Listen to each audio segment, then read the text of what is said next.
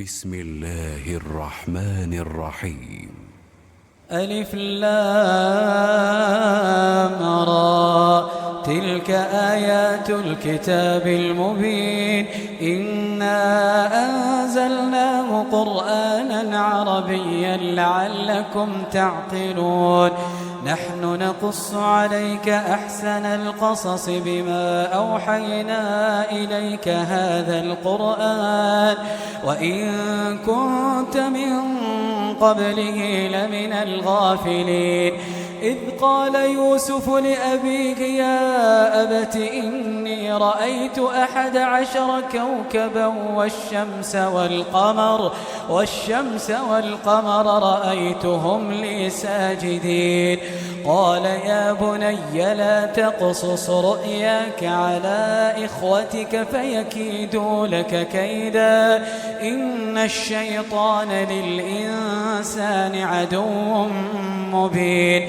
وكذلك يجتبيك ربك ويعلمك من تأويل الأحاديث ويتم نعمته عليك وعلى آل يعقوب كما أتمها على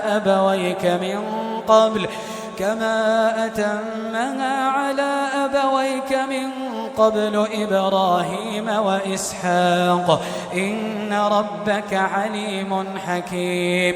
لقد كان في يوسف وإخوته آيات للسائلين إذ قالوا ليوسف وأخوه أحب إلى أبينا منا ونحن عصبة إن أبانا لفي ضلال مبين. اقتلوا يوسف أو اطرحوه أرضا يخل لكم وجه أبيكم وتكونوا من بعده قوما صالحين. قال قائل منهم لا تقتلوا يوسف وألقوه في غيابة الجب يلتقطوا بعض السيارة إن كنتم فاعلين. قال قائل منهم لا تقتلوا يوسف وألقوه في غيابة الجب يلتقطوا بعض السيارة إن كنتم فاعلين. قالوا يا أبانا ما لك لا تأمنا على يوسف وإنا له لناصحون.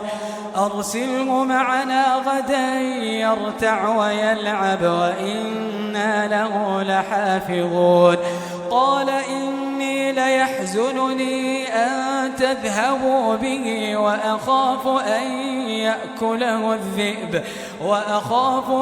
يأكله الذئب وأنتم عنه غافلون.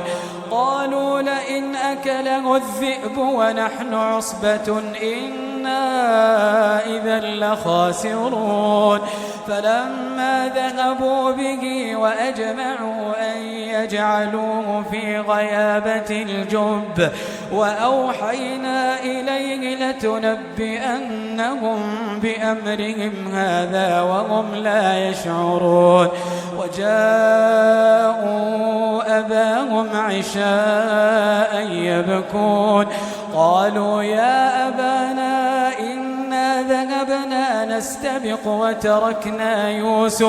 وتركنا يوسف عند متاعنا فأكله الذئب وما أنت بمؤمن لنا ولو كنا صادقين. وجاءوا على قميصه بدم كذب قال بل سولت لكم أنفسكم أمرا فصبر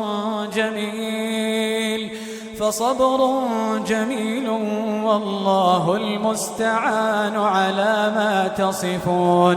وجاءت سيارة فأرسلوا واردهم فأدلى دلوه قال يا بشرى هذا غلام وأسروه بضاعة والله عليم بما يعملون وشروه بثمن بخس دراهم معدودة وكانوا فيه من الزاهدين. وقال الذي اشتراه من مصر لامرأته أكرمي مثواه عسى أن ينفعنا أو نتخذه ولدا وكذلك مكنا ليوسف في الأرض ولنعلمه من تأويل الأحاديث والله غالب على أمره ولكن أكثر الناس لا يعلمون. ولما بلغ أشده آتيناه حكما وعلما وكذلك نجزي المحسنين. وراودته التي هو في بيتها عن نفسه وغلقت الأبواب وقالت هيت لك قال معاذ الله إنه ربي أحسن مثواي إنه لا يفلح الظالمون. ولقد همت به وهم بها لولا أن رأى برهان ربه كذلك لنصرف عنه السوء والفحشاء إنه من عبادنا المخلصين. واستبق الباب وقدت قميصه من دبر وألف يا سيدنا لدى الباب.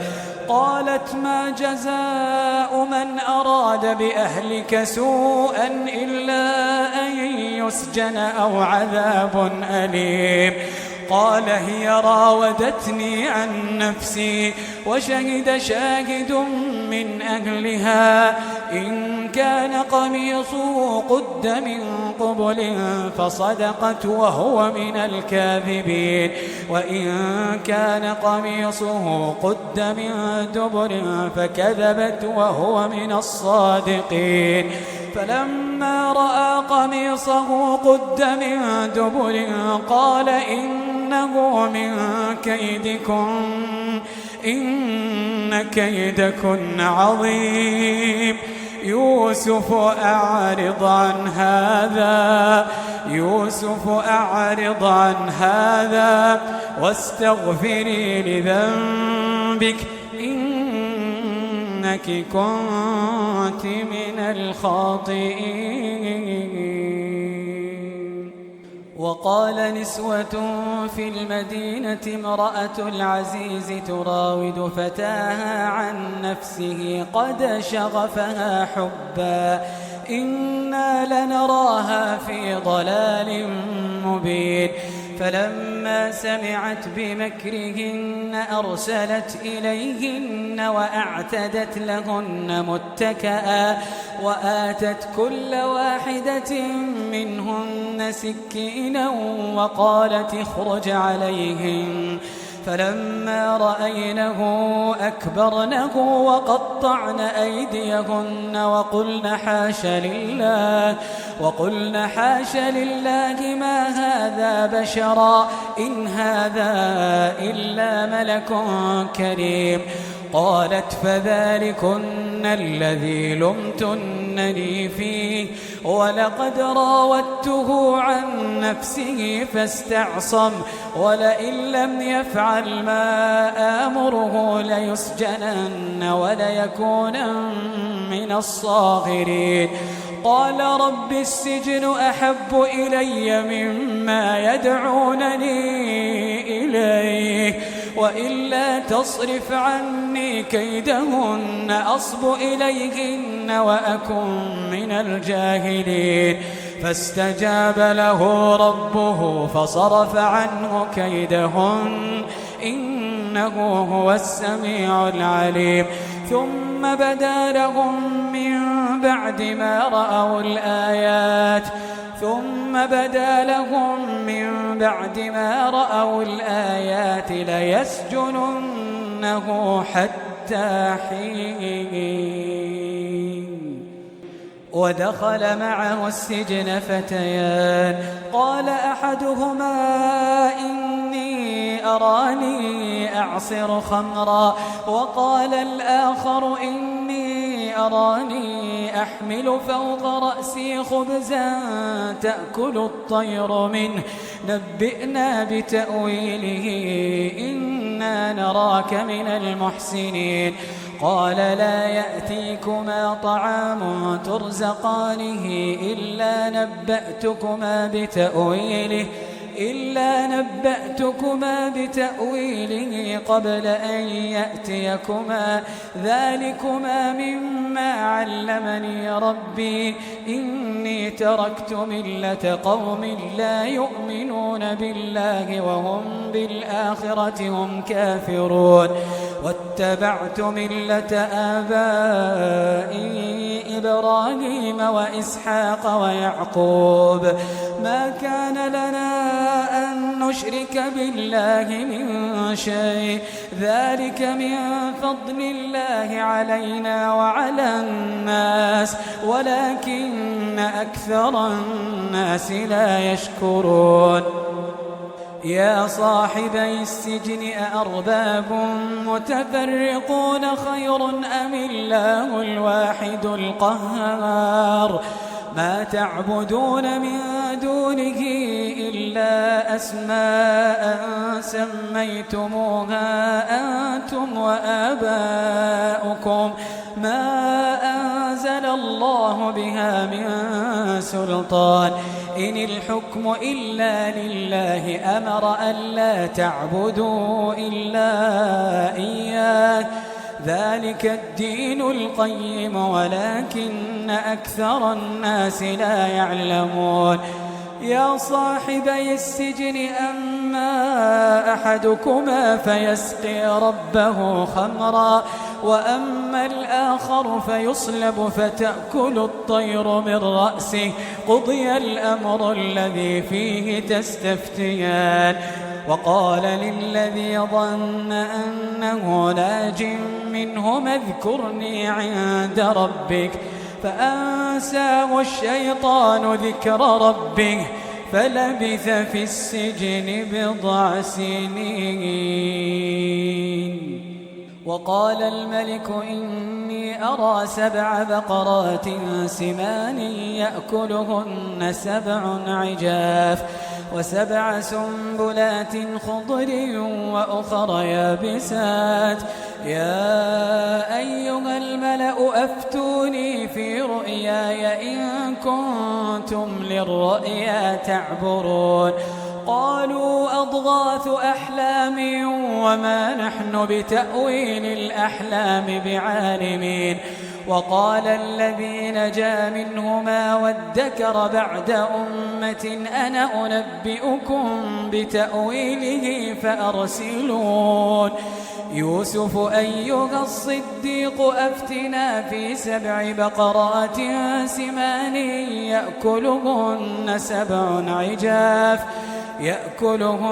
7 عجاف و7 سنبلات خضر وأخر يابسات، لعلي أرجع إلى الناس لعلهم يعلمون. قال تزرعون 7 سنين دأبا فما حصدتم فذروه في سنبله إلا قليلا مما تأكلون. ثم يأتي من بعد ذلك 7 شداد يأكلن ما قدمتم لهن إلا قليلا مما تحصنون. ثم يأتي من بعد ذلك عام فيه يغاث الناس وفيه يعصرون.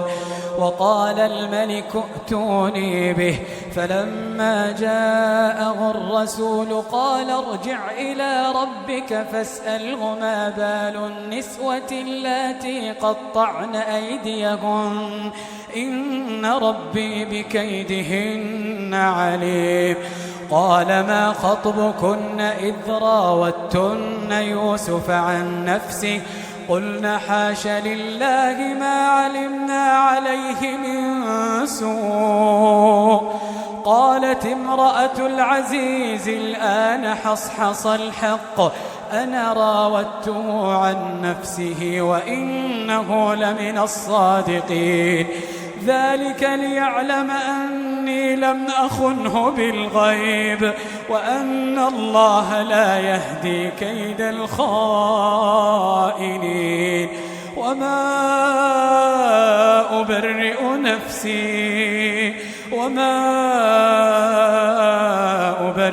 نفسي إن النفس لأمارة بالسوء إلا ما رحم ربي إن ربي غفور رحيم.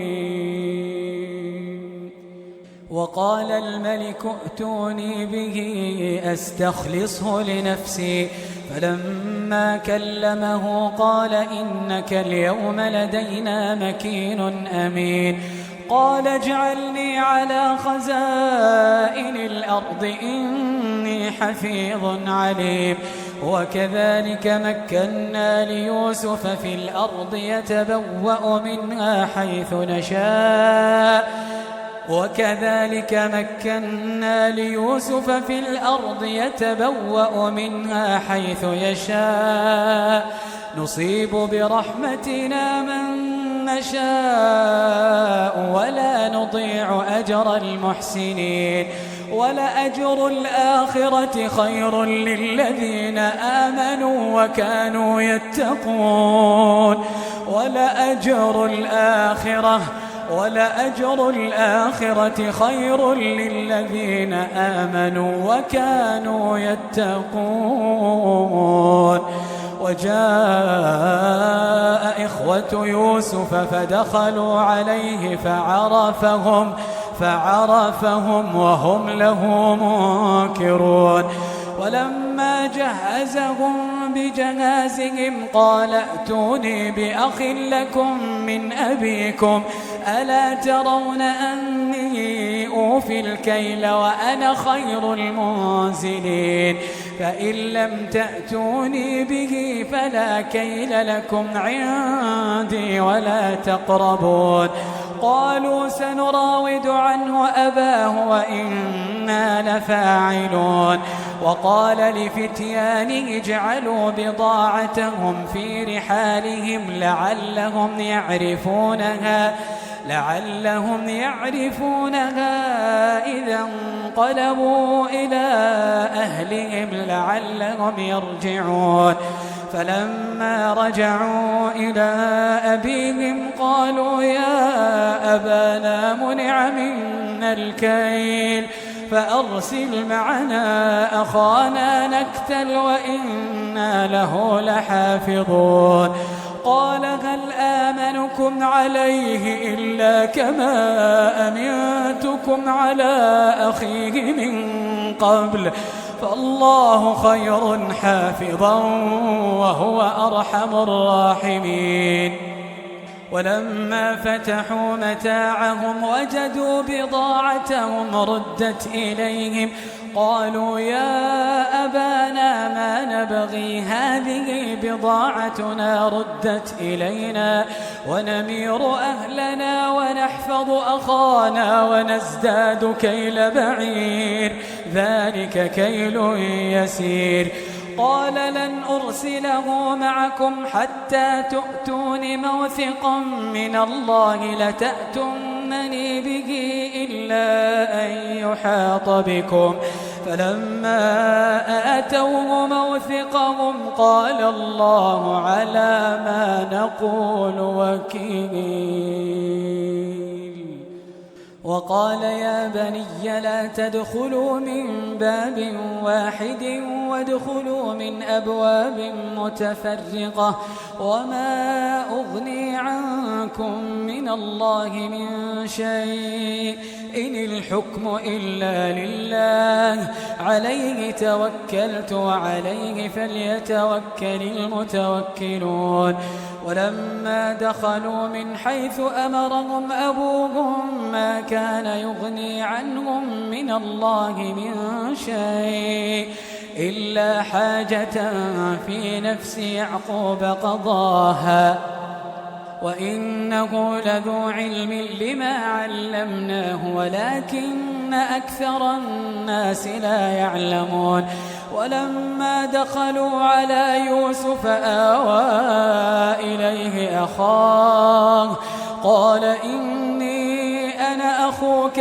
فلا تبتئس بما كانوا يعملون فلما جهزهم بجهازهم جعل السقاية في رحل أخيه ثم أذن مؤذن أيتها العير إنكم لسارقون قالوا وأقبلوا عليهم ماذا تفقدون قالوا نفقد صواع الملك ولمن جاء به حمل بعير وأنا به زعيم قالوا تالله لقد علمتم ما جئنا لنفسد في الأرض وما كنا سارقين قالوا فما جزاؤه إن كنتم كاذبين قالوا جزاؤه من وجد في رحله فهو جزاؤه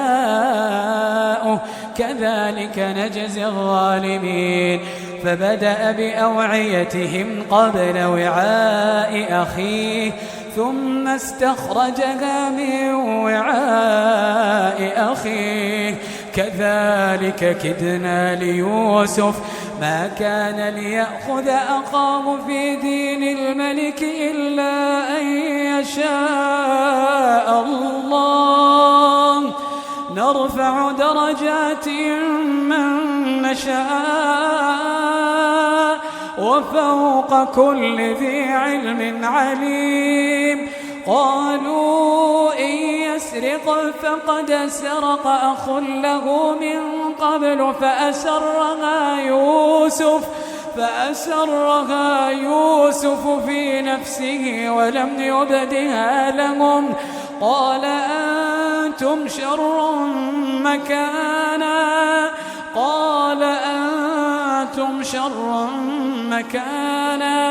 والله أعلم بما تصفون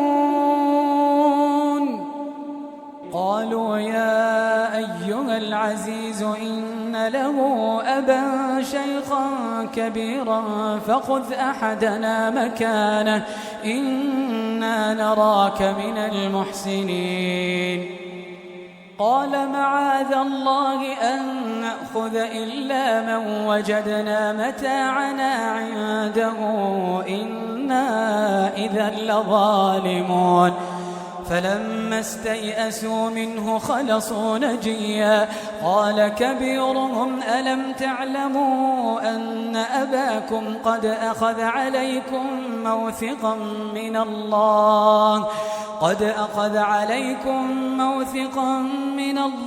ومن قبل ما فرطتم في يوسف فلن أبرح الأرض حتى يأذن لي أبي أو يحكم الله لي وهو خير الحاكمين ارجعوا إلى أبيكم فقولوا يا أبانا إن ابنك سرق وما شهدنا إلا بما علمنا وما كنا للغيب حافظين واسأل القرية التي كنا فيها والعير التي أقبلنا فيها وإنا لصادقون قال بل سولت لكم أنفسكم أمرا فصبر جميل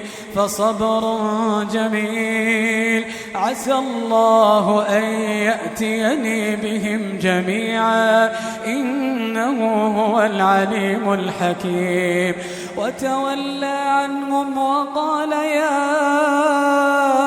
أسفا على يوسف وتولى عنهم وقال يا أسفا على يوسف وابيضت عيناه من الحزن فهو كظيم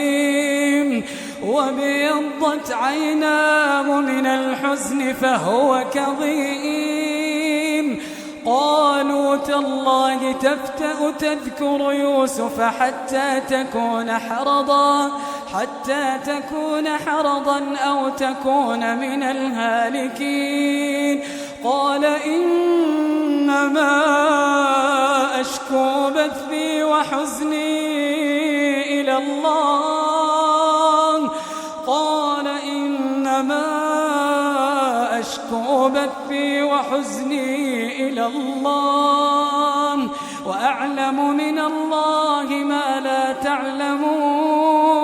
وأعلم من الله ما لا تعلمون يا بني اذهبوا فتحسسوا من يوسف وأخيه ولا تيأسوا من روح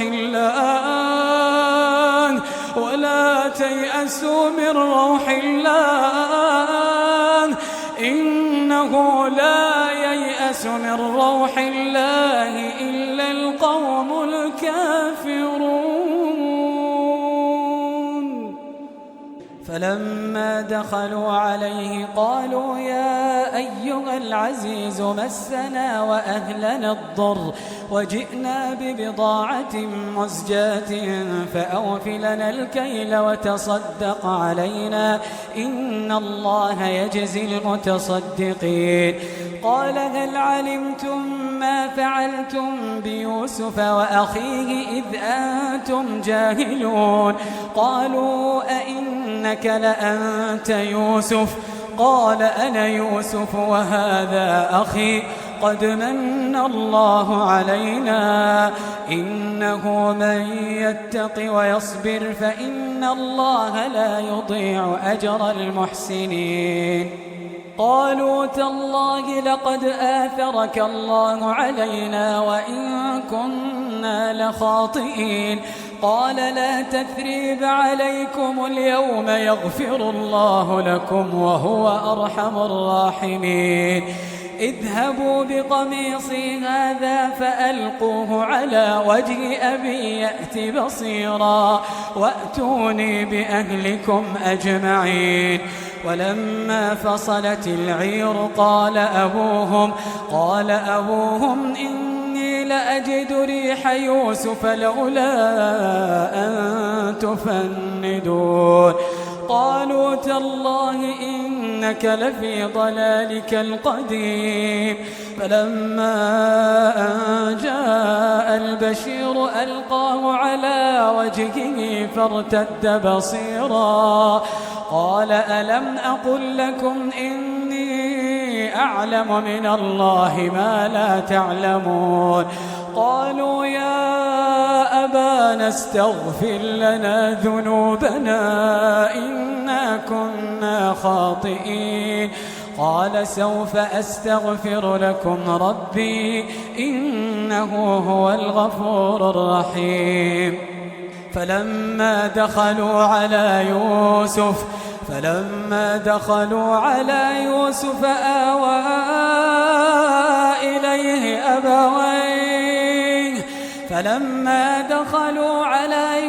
آوى إليه أبويه وقال ادخلوا مصر إن شاء الله آمنين ورفع أبويه على العرش وخروا له سجدا وقال يا أبت هذا تأويل رؤياي من قبل قد جعلها ربي حقا وقد أحسن بي إذ أخرجني من السجن وجاء بكم من البدو من بعد أن نزغ الشيطان بيني وبين إخوتي إن ربي لطيف لما يشاء إنه هو العليم الحكيم رب قد آتيتني من الملك وعلمتني من تأويل الأحاديث فاطر السماوات والأرض أنت ولي في الدنيا والآخرة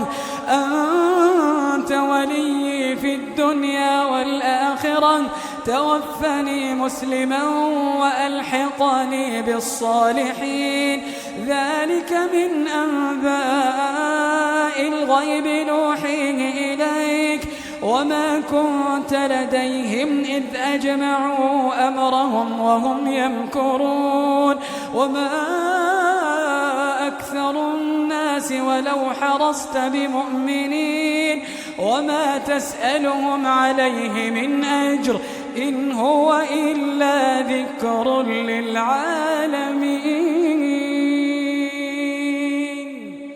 وكأي من آية في السماوات والأرض يمرون عليها وهم عنها معرضون وما يؤمن أكثرهم بالله إلا وهم مشركون أفأمنوا أن تأتيهم غاشية من عذاب الله أو تأتيهم الساعة بغتة وهم لا يشعرون قل هذه سبيلي أدعو إلى الله على بصيرة أنا ومن اتبعني وسبحان الله وما أنا من المشركين وما أرسلنا من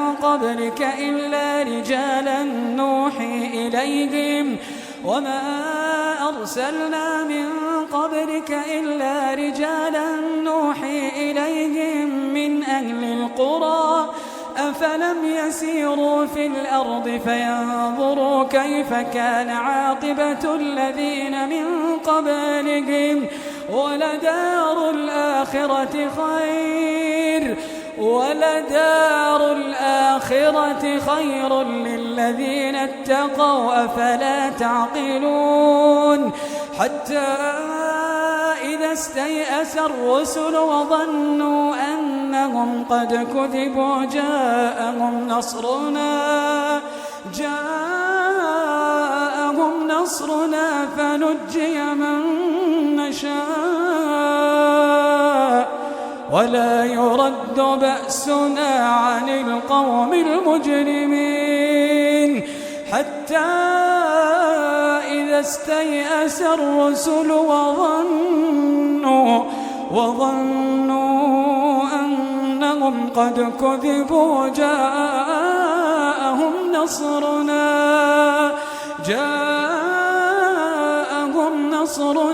فنجي من نشاء ولا يرد بأسنا عن القوم المجرمين لقد كان في قصصهم عبرة لأولي الألباب ما كان حديثا يفترى ولكن تصديق الذي بين يديه